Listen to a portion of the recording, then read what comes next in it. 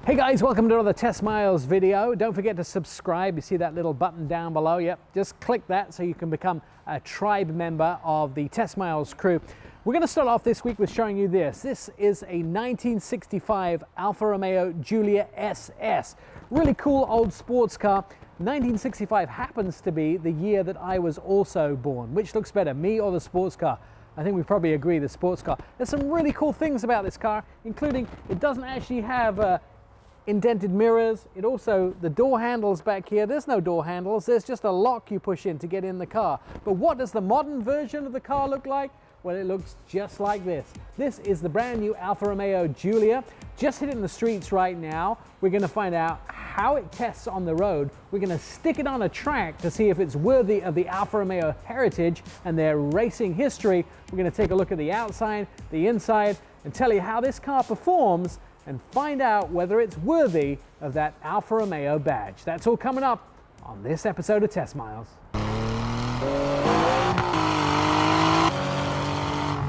Well, hey Ryan, we're inside the brand new Alfa Romeo Giulia. What's the Quadrifoglio?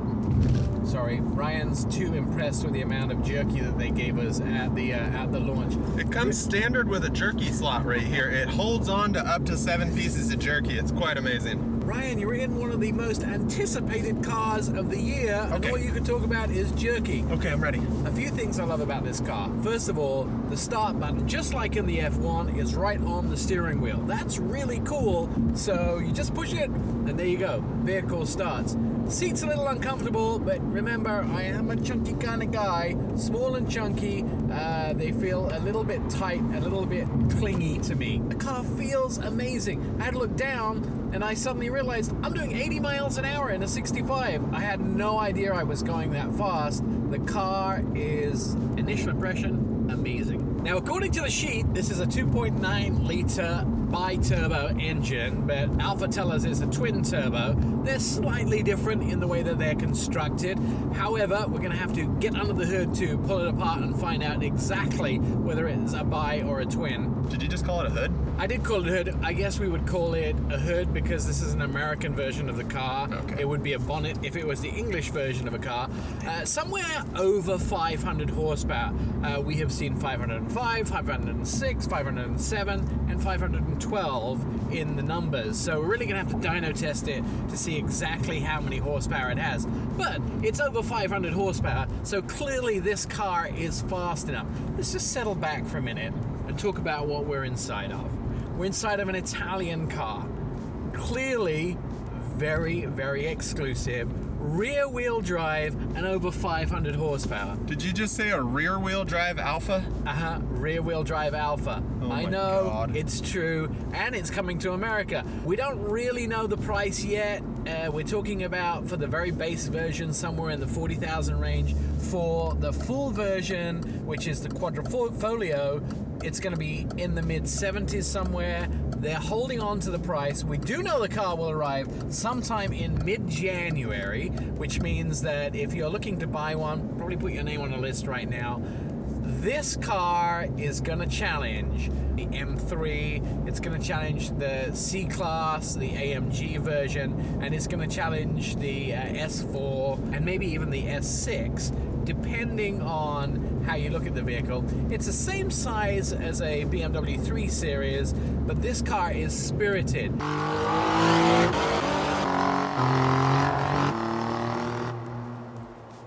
Real leather on the inside. We're not talking about leather covered in a plastic material. We're talking about lots of tech on the inside. The idea of this car was not to give you lots of connectivity, not to give you loads of gadgets, not to overwhelm you with mass amount of electronics. The truth is, this vehicle is made for the driving experience. And there's a lot of interesting things they've done here, even down to the brakes. It's a true drive-by-wire braking experience with a mechanical backup. So technologically, this vehicle for the driver is very advanced. Now, my favorite part about this car is it dates back to the cars in the 90s. They are so driver oriented. Now, from my angle on the passenger side, I can't see the speed that Nick's going. I can only see his RPMs and I can only see his odometer, which is good if you have, let's say, a wife or a girlfriend in the passenger seat and constantly complains about how fast you're going. Let's just do this. Just look out the window and take a guess at what sort of speed we're doing. 60? 65? 80. Yeah. 80 miles an hour. This car is flawless in its driving feeling, and I feel like I'm taking a Sunday drive with Grandma. Hi, Grandma.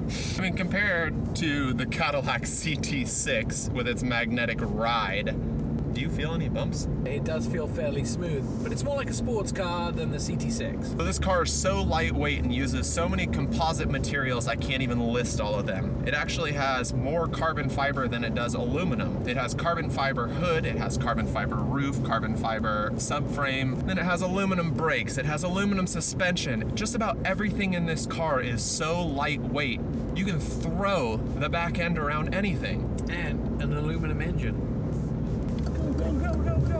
So unlike a lot of vehicles who have an option list far longer than their standards list, our standards list is infinite. We have standard 8.8-inch widescreen color display with 3D navigation. We have a 7-inch TFT cluster with dynamic display. We have a central display rotary controller, Alpha DNA ProDrive mode selector with race mode, dynamic mode, normal mode, and efficiency mode, and all the safety amenities that you could possibly need, along with integrated braking system and independent adaptive dampening suspension. Now the optional features on this vehicle: 7 exterior colors, solid metallic and tri-coat, along with 4 wheel options, all 19-inch.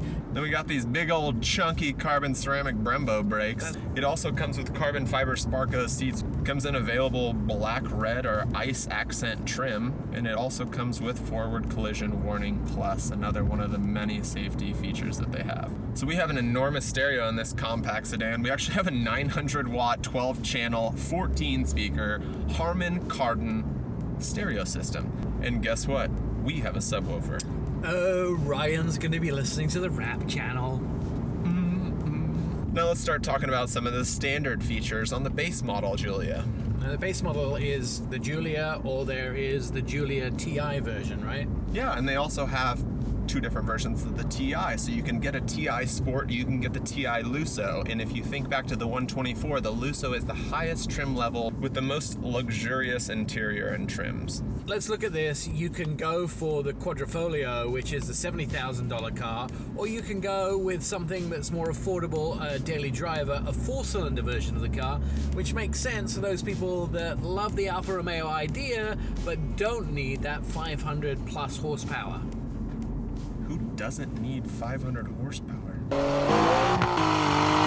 A lot of the same similar technologies as the Quadrifoglio, including the Alpha DNA's drive mode system and central display rotary controller, backup cameras and rear cross path detection, and rear parking sensors. Now, what's the difference between the 2 engines? This and the one we're driving, the Quadrifoglio, and the base model? Now, the Giulia and the Giulia TI are still an all-aluminum engine block, but instead they come with a 2-liter direct injection i4 turbo-powered engine, and that comes with 280 horsepower, which is enough horsepower for any mama to take her kids home. You think about it, a lot of times cars like Camrys have around 180 horsepower, so you're still getting an extra 100 horsepower, Italian design, and a premium vehicle. Now, the Giulia and the Giulia TI offer best-in-class horsepower at 280 and best-in-class torque at 306 pounds-foot. They also offer best-in-class top speed for compact sedans at 149 miles per hour and best-in-class 0 to 60 at 5.1. So we're driving on a country road in Napa, California, and we're right near Sonoma Raceway. Let's put this car on the track.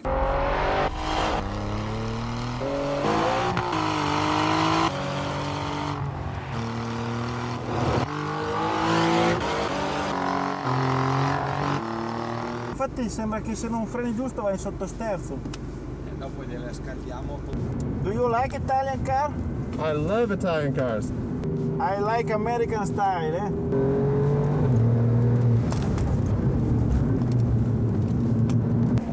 What's everybody doing? We're on the track. What are we gonna do in this thing? Let's see what this thing has to do. 512 horses. Let's see what this bad boy's got.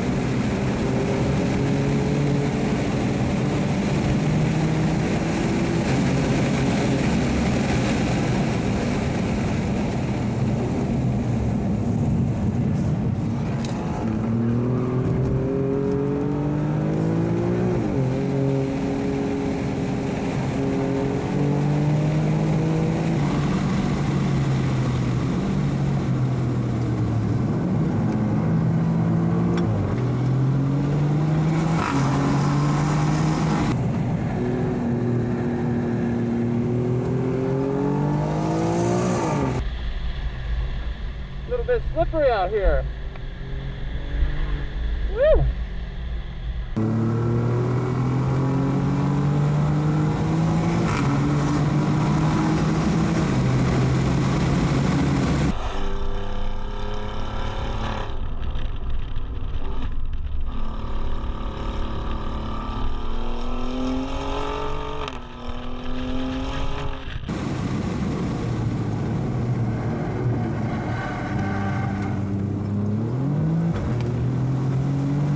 Now I know I look a little bit like a clown in this silver helmet and with this red head sock on, but it's all about protection here at Sonoma Raceway, and we're going to head out on the track with this car and give it the once over to find out whether or not this vehicle is really worth its beans when you get it on the track. So heading out and see what sort of speeds we can get. Ryan's done this and now it's my turn to do it.